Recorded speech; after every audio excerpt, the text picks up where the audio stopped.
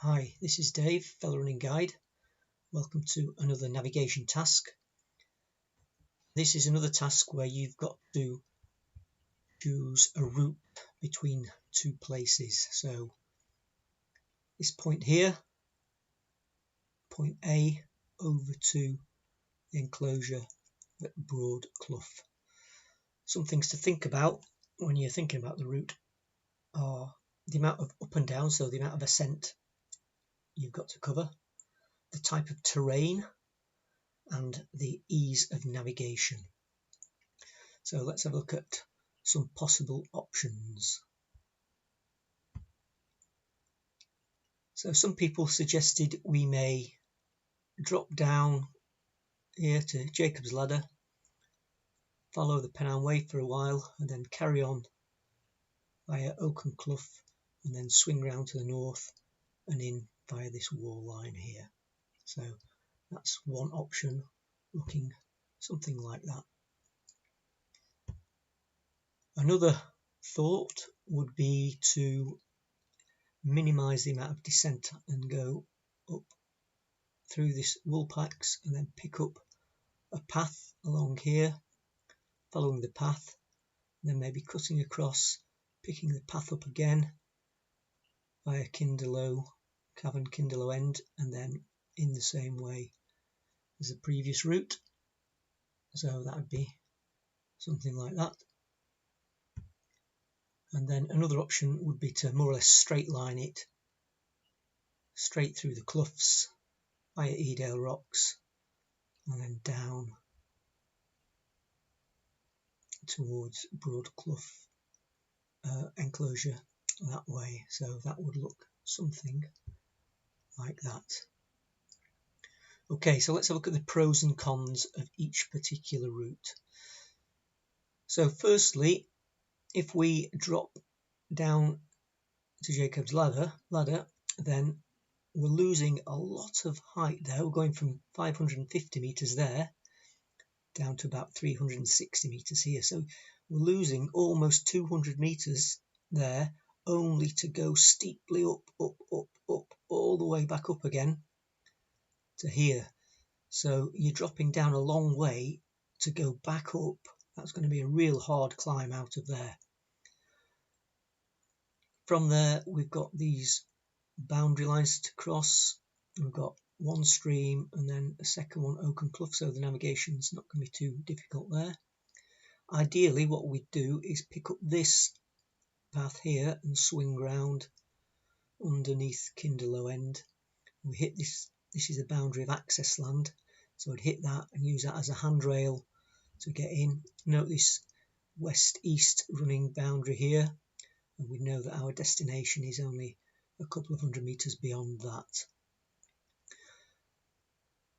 If we missed that and overshot, then we've still got this boundary of access land that's going to stop us, and we'd actually physically have to go over a stile or a gate there. So that would tell us we'd have to be not really concentrating at all if we ended up coming down here. So yes, I agree the navigation might be quite easy on that, but the downside is we're going down and up quite a lot. In terms of the statistics for that, we can have a look on here. So option 1, 4 kilometers with a total ascent of 190 meters. So let's bear that in mind when we compare it with other options. So option 2,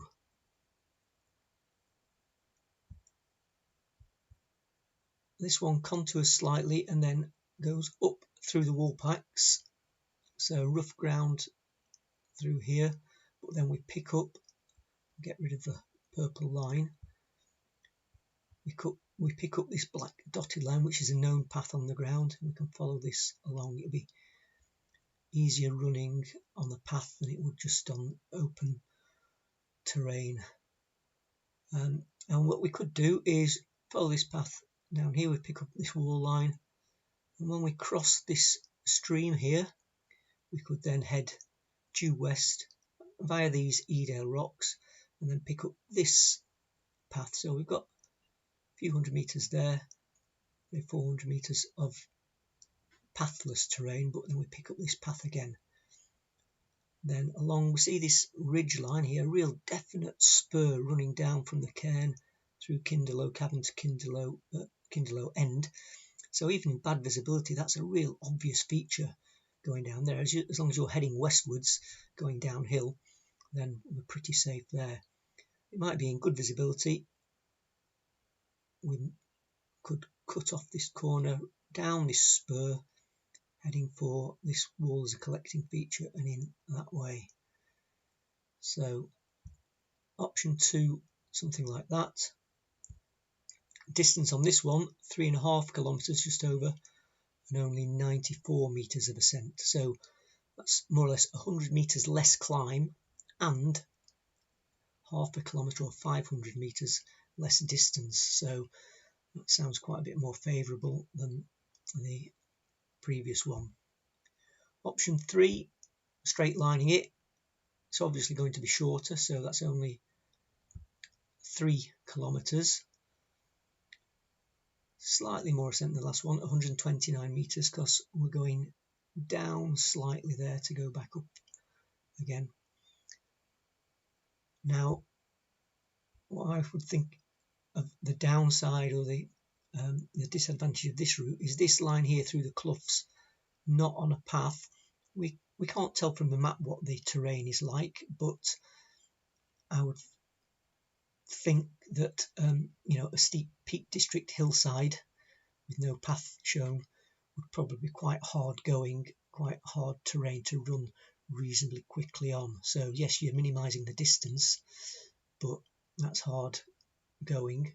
And then from there, if we cut across, we've got a similar challenge all the way across here and down the other side. Now, it doesn't matter what route you take on that one, we've got some features that are really going to help us avoid getting lost. So we've got this boundary of access land here, so we've got a physical wall.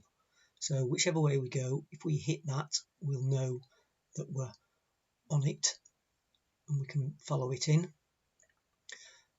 Coming down from here, we've got a stream, so if we dropped off and hit the stream on the right, we could just follow that stream, maybe 100 metres, a couple hundred metres away on our right, and it's going to lead us into Broad Clough.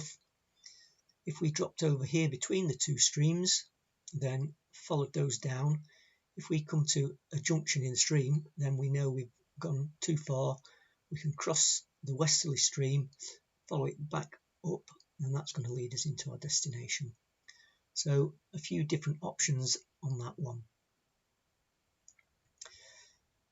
So I know which route I'd take. You might choose a different route, but just be thinking about, do you really need to take the long way round on a path just because you think it's easy navigation, when there are plenty of other natural features on a shorter route and a less hilly route that would help you navigate to your destination. So hope you learnt something, hope you enjoyed it. Look out for more of these navigation challenges. Thanks for watching.